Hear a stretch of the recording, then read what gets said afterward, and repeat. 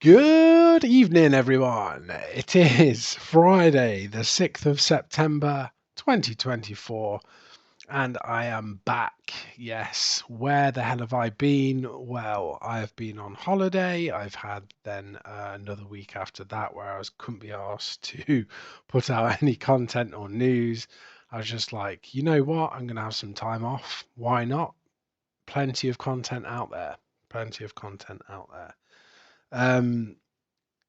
So yeah, and then I've been doing some slot car related stuff and trying to really push on with that. Otherwise, I'm never going to get that done as a project.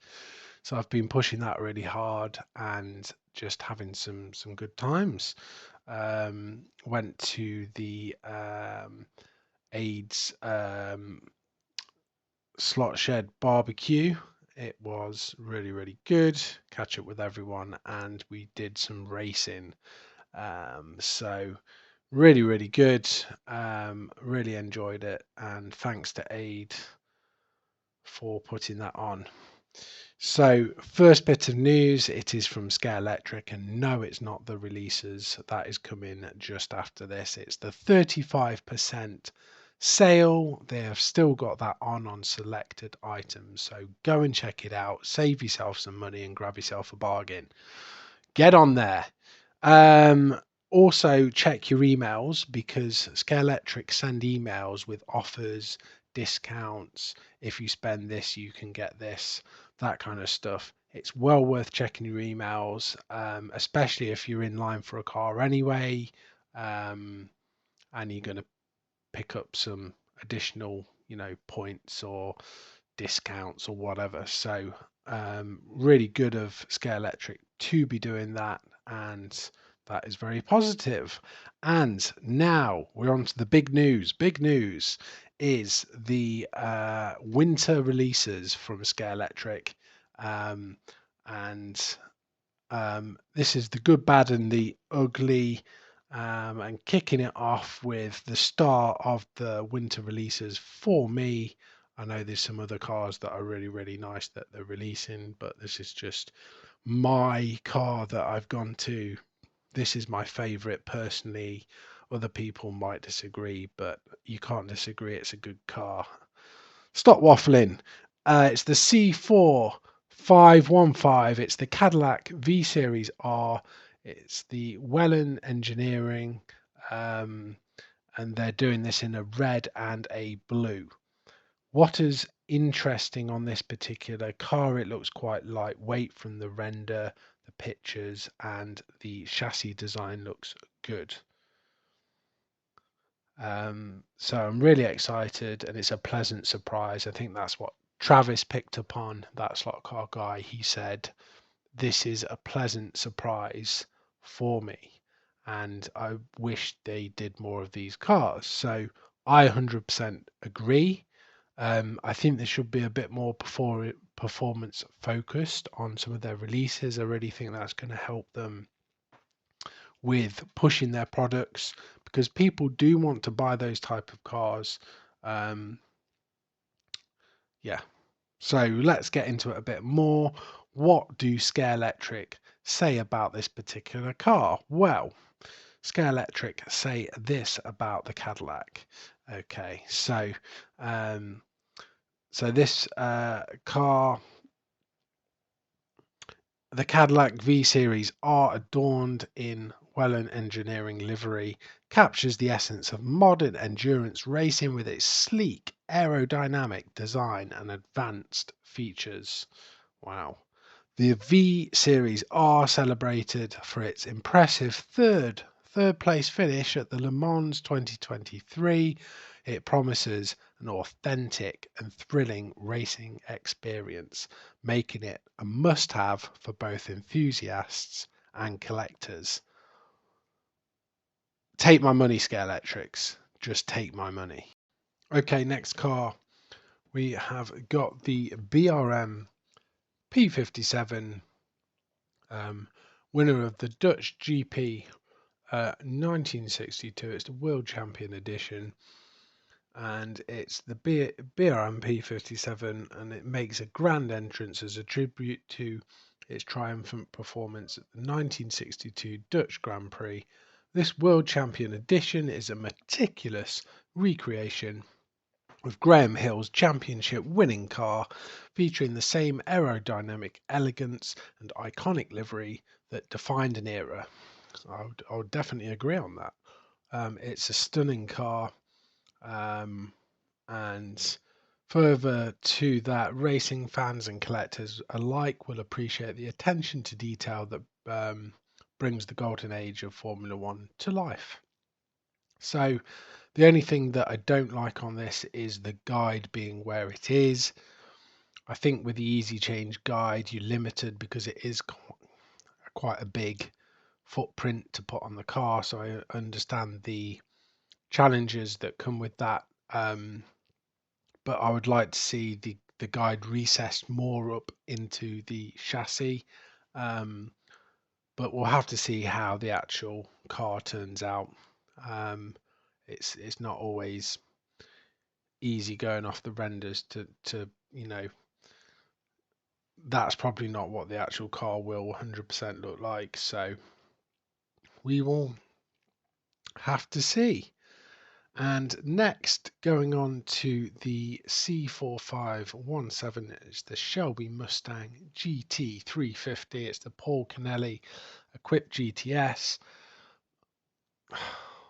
I'm disappointed.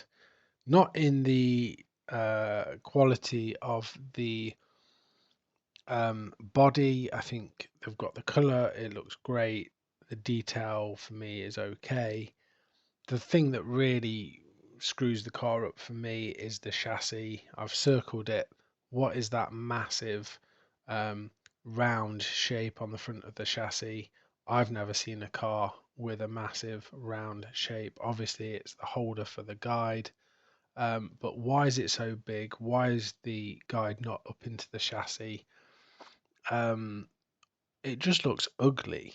I mean, I've got plenty of Scalextric cars where that's not the case. The guide's actually recessed. The bodywork is close to the floor. I don't know what Scalextric are thinking releasing something like this. I've seen it on quite a few cars, and I'm just like, that just does not look nice. If you're a collector and you've got this in a cabinet, then it's almost laughable. It just doesn't look good. So unfortunately for me, I wouldn't buy that. It's a shame because I just don't know why they do some of the cars designed like that. Maybe Scalextrics can give an explanation of why that car is like it is, and other cars are like what they are, with those hideous kind of like chassis designs. But moving on to something a bit more positive, we have got the Lamborghini C4523. I'm not even going to try and pronounce the name of the car, but it's a nice red, I think, color or orange color, and I think this looks really, really nice. The only thing that I would say is we need lights on the super resistant cars, especially with the price increases. Other manufacturers who sell their cars for a lot less have working lights. I don't think it is good enough to not include lights on the car, especially for kids. They really, really do like lit up models. It's interactive, engaging, and I think you need to include that on the cars. But apart from that, massive tick.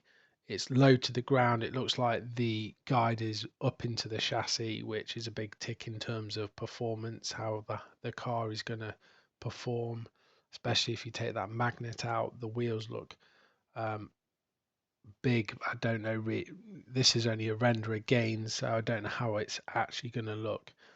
But I would like to see them release this, and then I would like them to see them release a higher detail car. I think Travis was saying this. It would be really good to have the higher detail version. I think running the two alongside each other would be good for different price points to make it available for different budgets, and um, for kids to buy the slightly more robust one, the high impact one.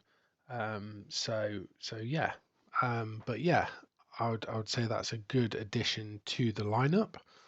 And next we have got the C4551A James Bond, the AMC Hornet, which I really liked when they released this in the, I think it was the red color.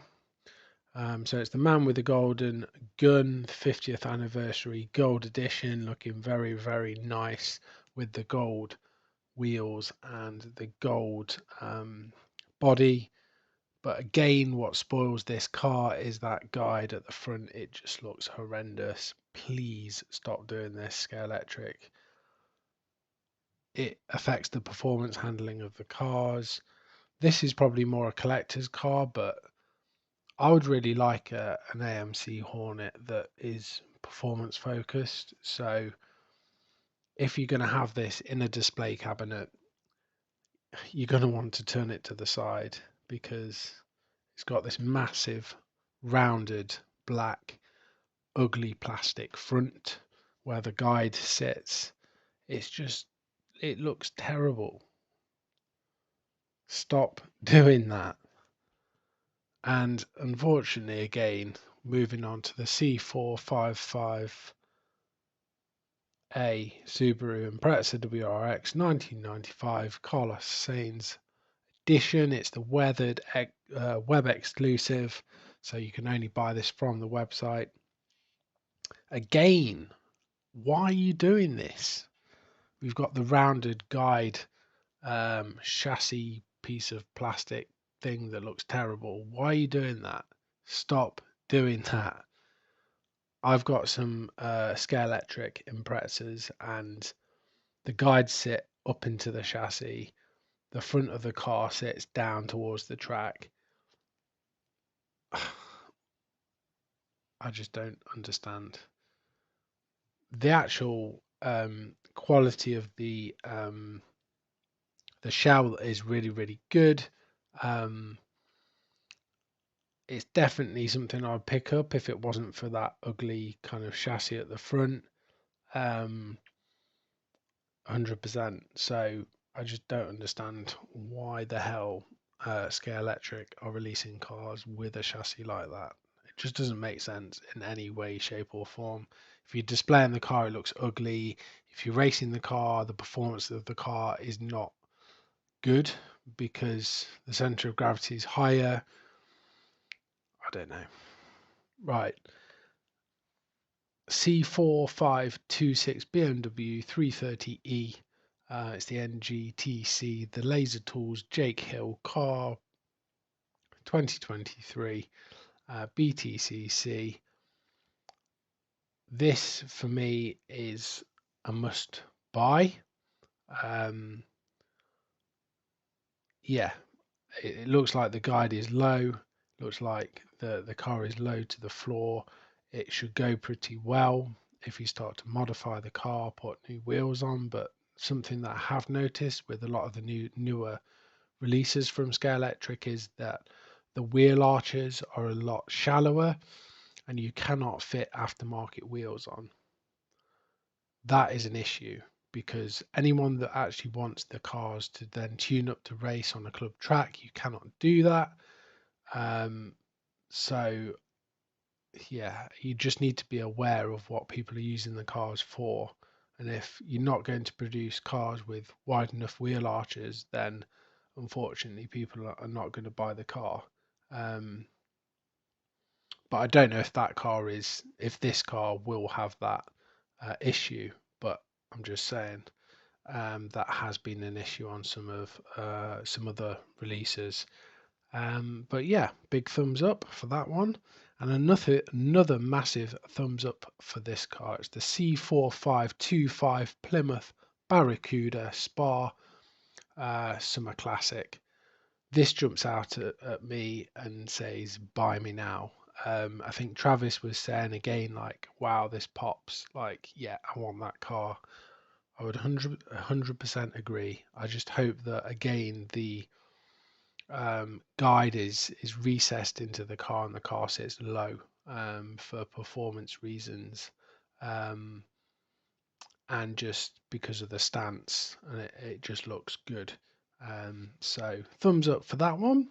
Definitely a must buy car. Okay, moving on to our next car. Again, we've got some Formula One cars. The C4521 Brabham BT 26 Piers Courage Monaco GP 1969. Again, the only thing for me is that guide on the bottom could be recessed up into the chassis. I believe maybe it's too thin. I don't know. But that would be my only criticism in terms of the detail, in terms of how it's finished, the paint scheme. It looks really, really good. Big thumbs up for putting something like this out. Definitely on my list to buy. And I can imagine it's on a lot of other people's. And bring us on to the C4529, the Lotus 98T. It's the Ayrton Senna car. It's a must buy, isn't it, for a lot of people? Very collectible, looks good. Um, yeah, I mean, this kind of reflects the detail of the cars back then. Um, they weren't like super high tech, but this is finished nicely. It's the JPS livery, John Player Special livery. Yeah, I think, definitely worth picking this up. And that is all I've got from the new Scalextric releases. There's a load more cars. Some are re-releases of already released cars, um, like the Mirage cars, but with different liveries and slightly different um, designs on that car. But if you do want to check the full review of all the 21 cars out, I believe it's 21, go to Travis, that slot car guy, or Pete Tramfans TV to get the full lowdown on those. This was just my and kind of a look at some of them that are coming out, my opinions and criticisms, and I hope you agree on the chassis designs and that you agree that they're not very good, and Scalextric should probably think about redoing those designs. I don't understand why they started putting really chunky, curved, like guide shaped bits on the car and having it raised up like off the quite high off the track, because that's not good for performance. It doesn't look good in a presentation cabinet. I don't understand why they're doing it. Please stop. So this brings us on now to some magnetic racing news. Always a pleasure to bring news for magnetic racing. Really, really impressed with the company. Um, they never put a bad product out. They're passionate. They engage with the community. So here we have some new products, and Ian is talking us through uh, some of the new products. So we've got the Marshall post, which is the Castrol post. It's got some flag holders inside. It's got room to add lights. You can have this done in a few different ways. It's got the tin corrugated roof, which is really, really nice feature. You can buy it with or without the person, and yeah. And then we've got the stands, the spectator stands available as well, and they just look really, really nice. So big thumbs up. Mentioned previously, we've got the huts that Ian's got in his hand right now, like the kind of Marshall huts, and the slot cars are back. inspired by the Bioelectric Dreams um, billboard that you can pick up as well. So there we go. So a couple of new different products from magneticracing.com. Go and check it out.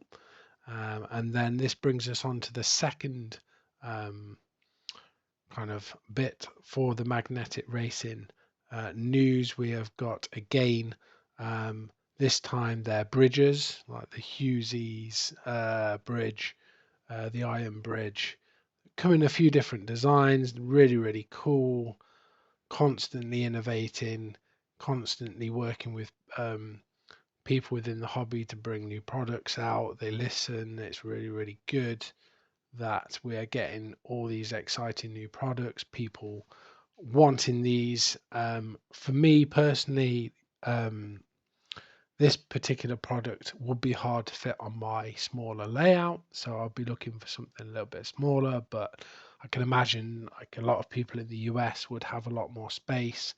Australia, plenty of big sheds in Australia. Um, but yeah, I mean, you could fit it in, especially if you're doing raised track. It's just comes down to the design, really, of how you're going to design the track and how it's going to fit in, and so you could have this bridge maybe on like a figure of eight raised section. I don't know. But it will be interesting to see how people utilize this system and put it into the layout. So really exciting. I think Jamal Slot Cars Volanta has just recently taken a order of bridges, so it'll be good to see what Jamal how he builds it, details it, and fits it in with his layout. That'd be good to see.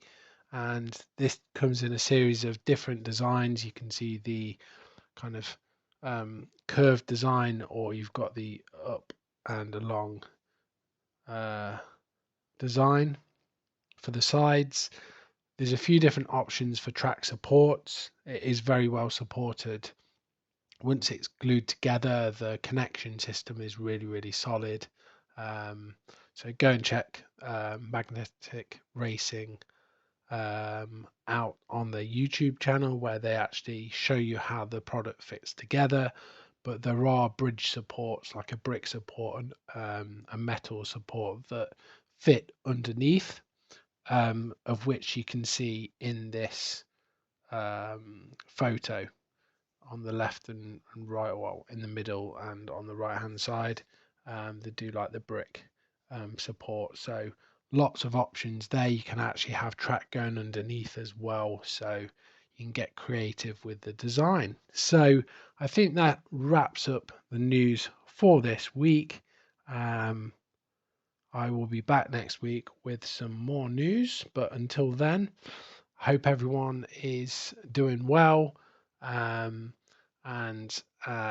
hope that any projects are going well as well.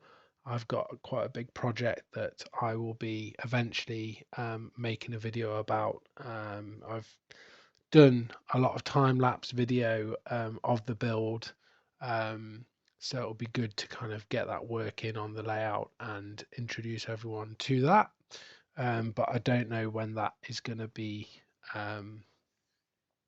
done, because there's still a lot to do on that. But yeah, until next time, guys, keep it in the slot and see you on the next one.